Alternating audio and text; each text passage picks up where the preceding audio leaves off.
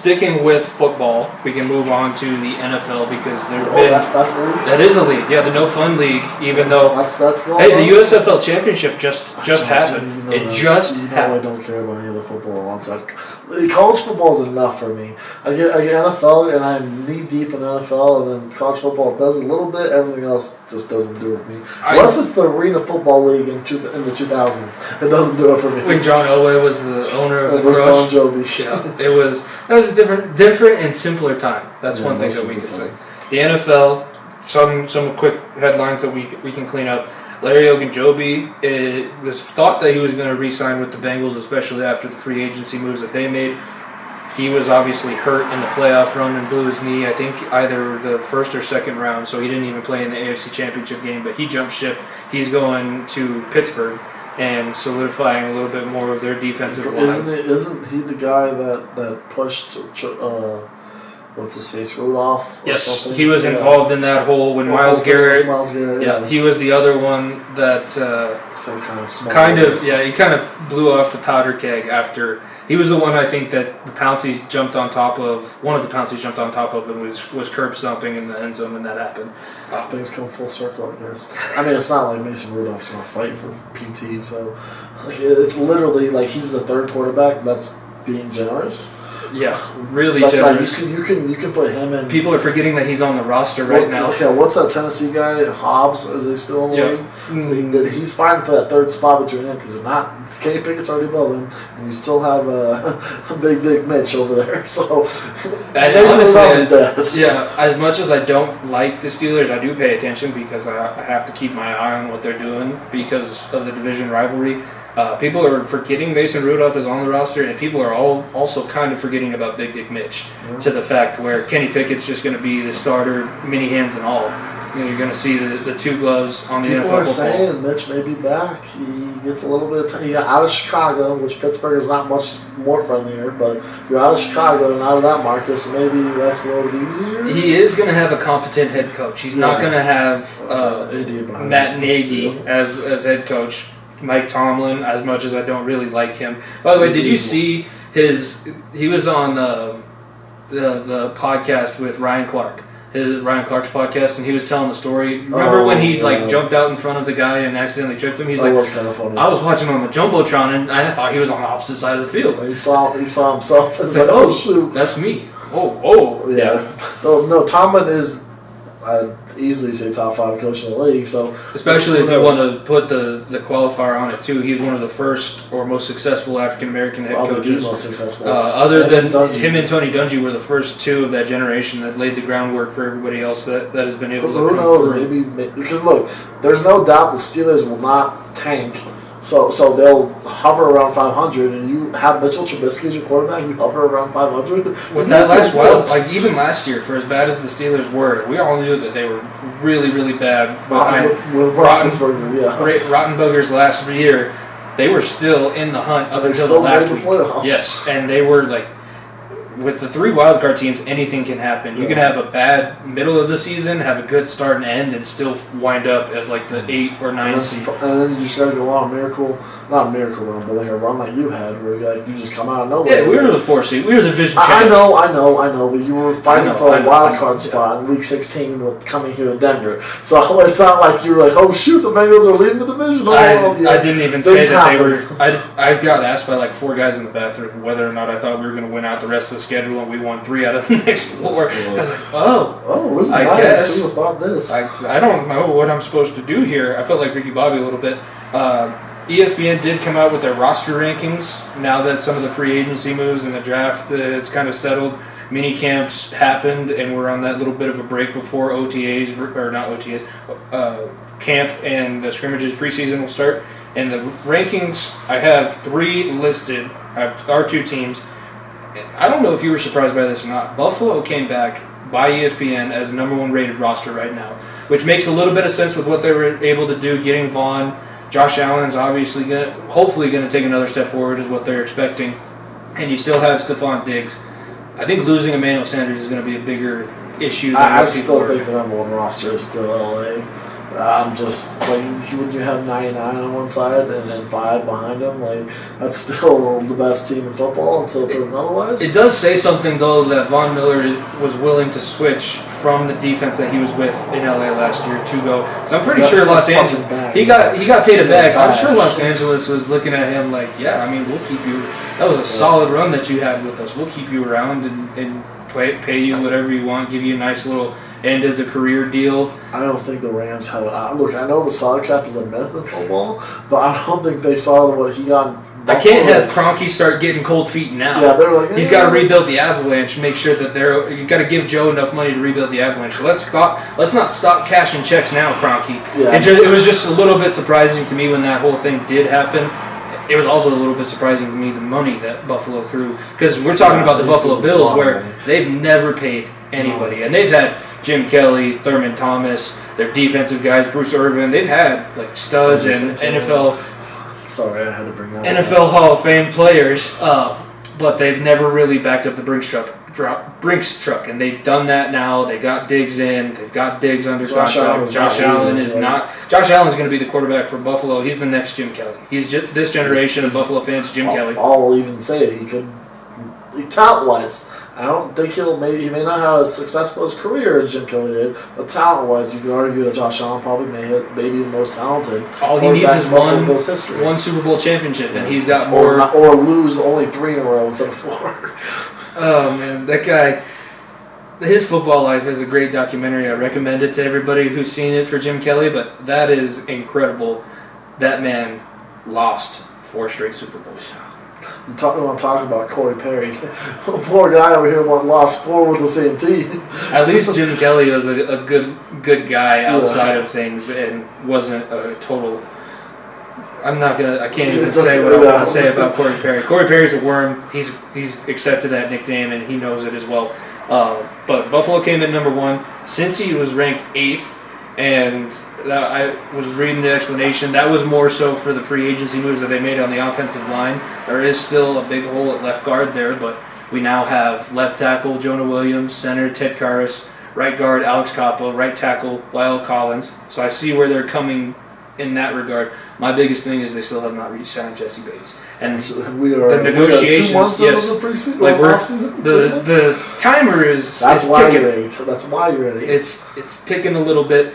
And we got to make sure that the draft picks that they were able to pull out in that first round. I know we talked a little bit about it, and I'll have to break down when we do a Bengals season preview. I'll talk a little bit more about the pick specifically. But you got to hope that all of the culture that you were building last season and that you were able to solidify towards the end, we can't have another feeling out process with the new guys that you brought in. The Bengals are now in a situation where we can't surprise anybody. We're going to have to get ready and go right from the start. You're an offensive powerhouse right now. There's zero denying that at all.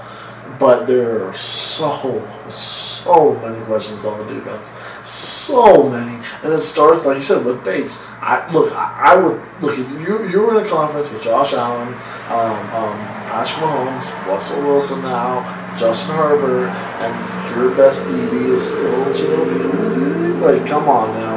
Like Jesse Bates, that is a problem waiting to happen. Look, I'm worried, but I have Surtain and Justin Simmons. I still have a top 5 safety and one of the best young rookie quarterbacks, and I'm still scared. Mm-hmm. I'd be terrified. Look, your division doesn't have the greatest quarterbacks in the world, and the best quarterback there is a running back. So I was going to say the best quarterback right now is probably not going to play for a full year. Yeah, exactly. So like you don't have to worry about your division. Second best quarterback. Burrow's the best quarterback. When you get to the playoffs, you're going to be facing these teams with star quarterbacks and star receivers. The Chiefs don't have it, but who are you going to put on Diggs? And really, like going back to that play where they won the AFC Championship, Jesse Bates baited Patrick Mahomes into that last pick. He knew where he was going to Tyreek Hill. They had the bracket coverage. Jesse Bates was the one that was good enough to disguise that and trick Patrick Mahomes. Now, Patrick Mahomes isn't Peyton Manning or Tom Brady where you're not going to be able to bait him into stuff. Like, he'll get surprised every now and then. But he still did that. He still caused that play that got you the ball back in overtime in the AFC Championship and allowed you to go and win and be in your first Super Bowl for 31 years. So, yes, I get that safeties, whether or not you want to say he had a bad regular season, you can kind of talk about that. I don't give a shit. Like, you can be a middle of the road safety as long as you can play competent enough where you're not giving up deep bombs every other play. And when you get to the playoffs, you solidify yourself and you can lead the team. Jesse Bates has been a captain on this team for 3 years.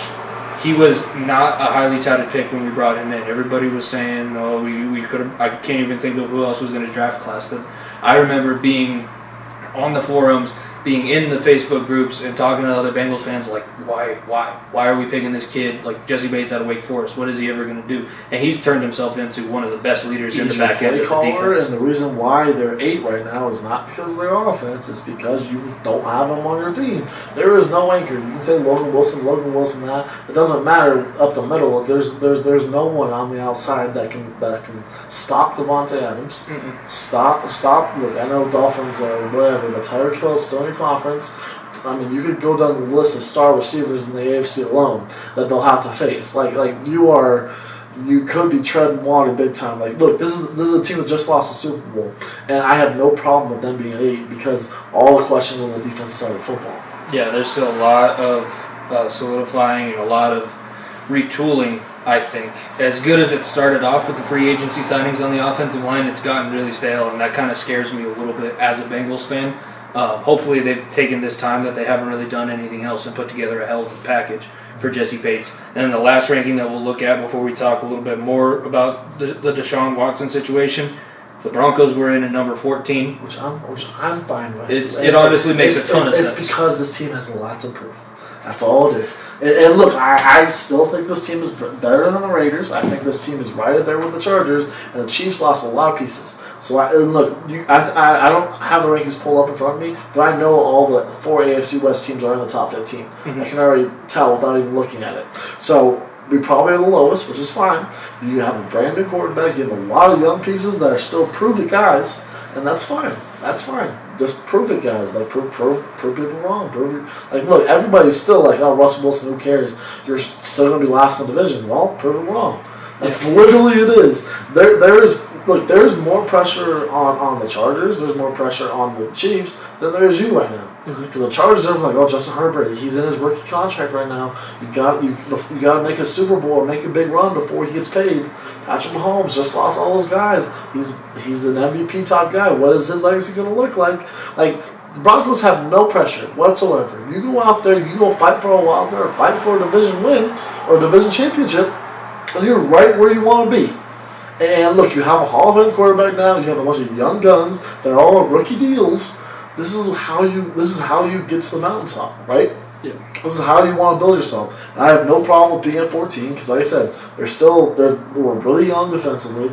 We're really young offensively on the offense side of football with weapons outside of Russell and Melvin. So it's proven guys, but I have no doubt that I think Hackett can get the best out of this group and still prove ourselves that we're not the worst team in this division for the 3rd straight or 4th straight, however many years it's been. Yeah, now that the Raiders kind of put together their pieces and picked themselves up, and to be real, with Broncos country, and I live in Broncos country, I hear all of the stuff, you're going to have to start beating teams in your division. You can't go out there and lay 2 duds against the Raiders like you have been. It's not necessarily beating, it's beating the Chiefs, which you haven't done 6 years. You haven't really been beating the Raiders all that much in the last few years. Year. Went to the game last year. You did beat the Raiders, but the Chargers are your little stepchild. That's the team that... Because are we sure? The Chargers cannot win in Mile High. So if you want to go down a list of teams, Chargers cannot win in Mile High. And as far as I'm concerned, we played two home games every single time we play the Chargers. It doesn't matter if they have a $1 million Death Star over there in LA. It's 2 home games every time you play the Chargers. So the Chiefs are the target. Obviously, you have to beat them one time at least. And look, I've been saying it for how long? You win 4 out of your 6 conference or in division games, you're in a great spot. That would constitute beating the Raiders at home, not giving up the lead and yes, getting I'm aware of that. Yeah, that's 4 of the 6 though. It doesn't matter how you get there. You win 4 of the 6. You are 4-2 against your division. That puts you in an excellent spot in your division and in the playoffs. That's all. I'm not asking for you to beat everybody. I'm asking you to win 4. And at the end of the day, these are just preseason rankings on paper. every team that's ranked here, Buffalo's going to go out and have to prove their ranking right. And at some point, we will have actual game tape to go off of. And when that happens, these are going to be totally different. Because they see... I don't know what the preseason last year was, but it's not like everyone was high on the Rams. No, people were because the big question mark was Stafford. Like if I were to guess, I'm not comparing the Broncos to the Rams of last year because we're not nowhere near that yet. But like I would have guessed that the Rams were probably around where the Bengals were at right now last year. Like they were a middle of the road team. Maybe they'll win the division, maybe they won't. Who knows? And just big question marks, and look what happened to them. Look, we're talking about the Rams this, the Bills that. People are forgetting there's this guy over there in in Florida that came out of retirement still. Yeah. So the Tampa Bay is number 2 now. So there's.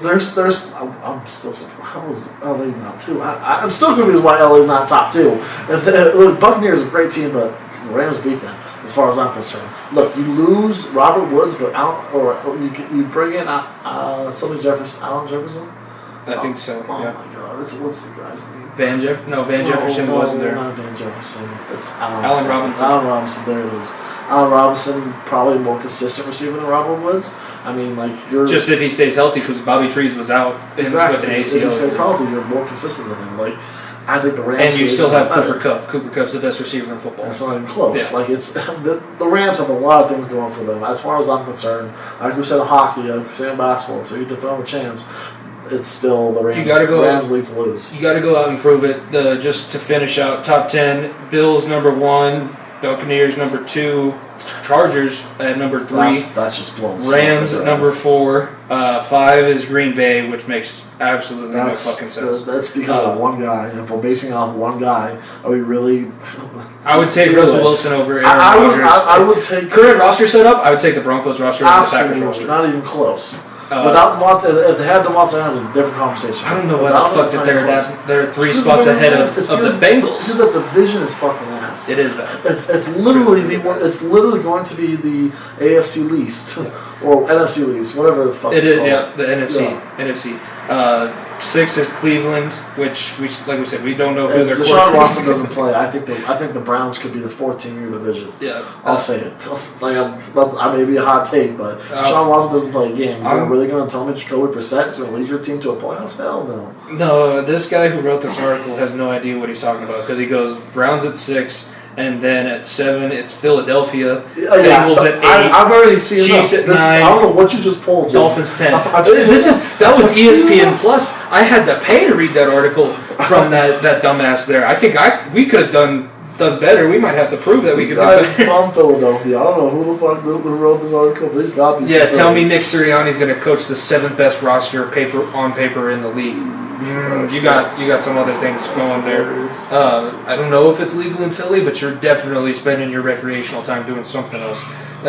Last thing we'll talk about, Deshaun Watson. Only thing that I really wanted to discuss now, and because we haven't actually given our opinions on what the discipline action should be, if you were deciding the fate of Deshaun Watson, is it a full year suspension? I think it's 2 years. All you 2 years?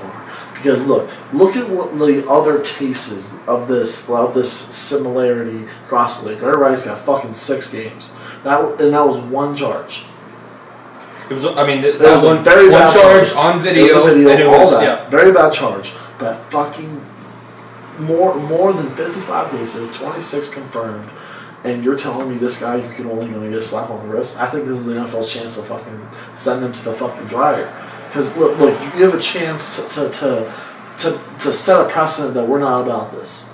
You gave I keep going back to this Calvin Ridley thing because the way the sports betting rule is taken over. There is zero denying how big sports betting has come into the professional sports. You give him a year. If you give Deshaun Watson anything less than that, you are already setting a precedent that we don't fucking care about what you do off the field. As long as you can play, yeah. I mean, that would be this money, and that's all that matters. They would confirm the arguments that we hear a lot. Like fans, you and I are fans of the NFL. We have to it's getting harder and harder. Everybody can say the NFL doesn't hold their players accountable as long as you can play. they'll take care of you. This would be the one chance where we can look and say, Roger Goodell and the NFL have some integrity. But then I'm also seeing the videos come out about this whole Washington scandal and seeing the deposition of Roger Goodell. And it's a fucking joke. Like, this whole thing is such a fucking joke. Like, the NFL and the way that they handle, quote-unquote, their players off the field, it's... We said this during the playoffs, during NBA and NHL playoffs. I said it briefly. If the NFL wasn't the NFL and this was baseball doing this, it'd be fucking done. People would have been boycotting and would have... If they would have allowed somebody to play with the allegations in the MLB, NBA, or NHL without serving a major suspension, and I agree, like, there should be a suspension that carries over into next season so that he's not only getting fined the $1 million on this contract. Literally, look, you're not just punishing Deshaun Watson this way. You're punishing the Cleveland Browns for what they did too. And you need to punish the Houston Texans. Because the shit that's coming out about the Texans, not only knowing about Deshaun's problem, quote unquote, if you want to call it that, because I feel like what he's doing and what's been confirmed with some of these women is more than a problem. If you want to just call it that, you have got to sanction him, make sure that he gets fined more money than just the $1 million, sanction the Browns for doing their due diligence and not actually looking, like, holding evidence that would have made this not a good business move. And yeah, make sure that the Texans have something, because the fact that they knew this was going on and supplied him with hotel rooms for 2 fucking seasons. A guy doesn't have 55 masseuses just out of the fucking blue. Okay. You knew what you were paying for those hotel rooms for. You had people come to you and say, this guy is not, like, he's telling you that he needs an extra massage. He's not getting massage. I'm watching Survivor right now because it's off season and I can, and I'm watching the newest season on Hulu, and there's a guy that was touching some of the other contestants the wrong way, and they fucking kicked him off. You don't let that shit keep going. Look, I hate defending the Patriots more than anything. But the fucking Patriots lost draft picks are fucking deflating the football when nowhere in the rules it technically says you can't do that. Look, Belichick, they film people fucking secretly, and look, I get that's fucking bad. There's levels to morality. There's levels to transgression. And there's more in the morality of not just ruining the game, of ruining your fucking sport. You can set the tone. Like I said, you can set the tone here. And it's funny how Goodell denies everything and says he just keeps putting it off. We're looking into it. That's literally the we played well out there, like the normal. Gotta have 4 lines. He's basically doing the hockey interview. Gotta have 4 lines banging bodies the whole night and shoot pucks on the net. Shit. Or the Greg Popovich deal where you just gotta shoot the ball better. Like it's literally just like a slap on the hand. And look, he has an opportunity. You have an opportunity to get Dan Snyder out of the league, which more than anyone wants to do it. It's funny too. When you have a chance to get Dan Snyder out of the league, you have a chance to get Deshaun Watson this situation corrected.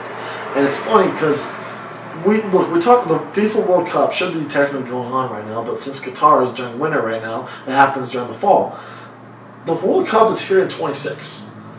Every World Cup final has been hosted in the capital cities.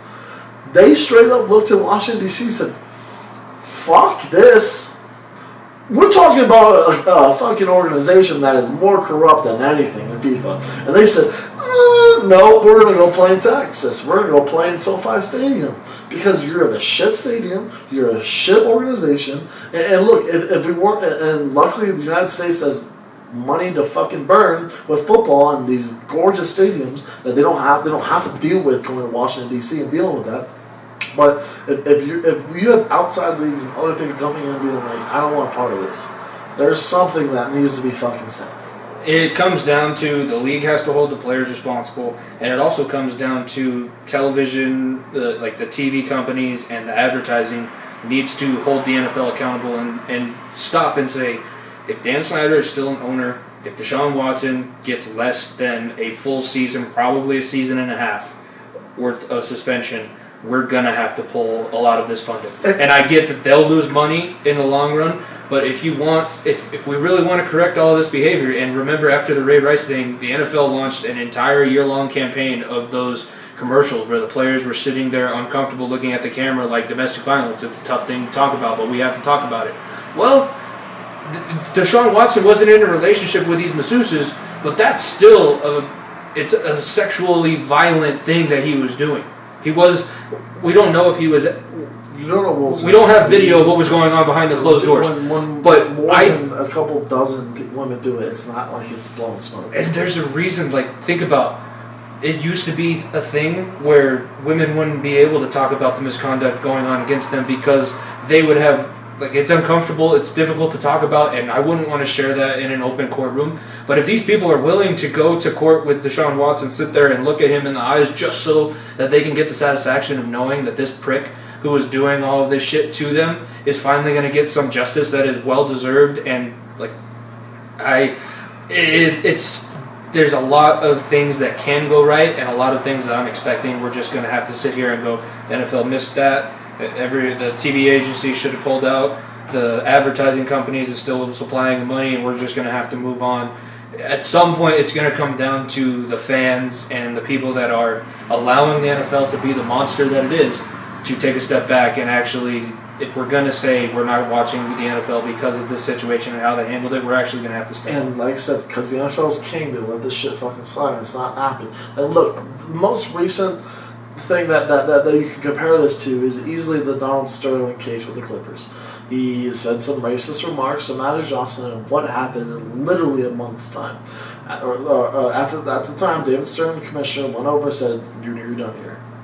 It literally a month. Here we are, fucking 3 years after Dan Snyder's thing is still been going on, and you don't have the balls to be like, you're fucking done. You're the commissioner. There are 31 owners in this league. Unanimously, the NBA has the exact same rule the NFL does. Unanimously, the other 29 owners said, yep, he's fucking gone.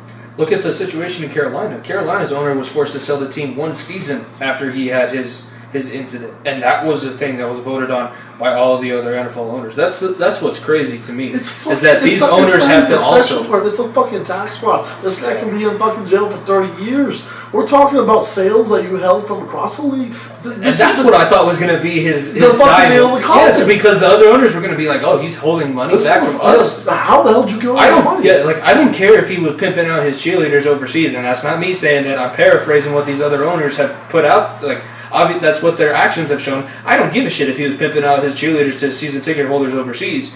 He's holding back money. I thought that was going to be where Dan Snyder was going to die. And it's still this guy has to have pictures of Roger Goodell doing something bad, pictures of Jerry Jones, all of the top owners that could influence the decision to get him out. We don't want to get political here, but fucking everything with the Ghislaine Maxwell thing, I hate saying it, but I would not be surprised if Washington, D.C. is right fucking there and Dan Snyder had a fucking hat in the race. That's all I'll say.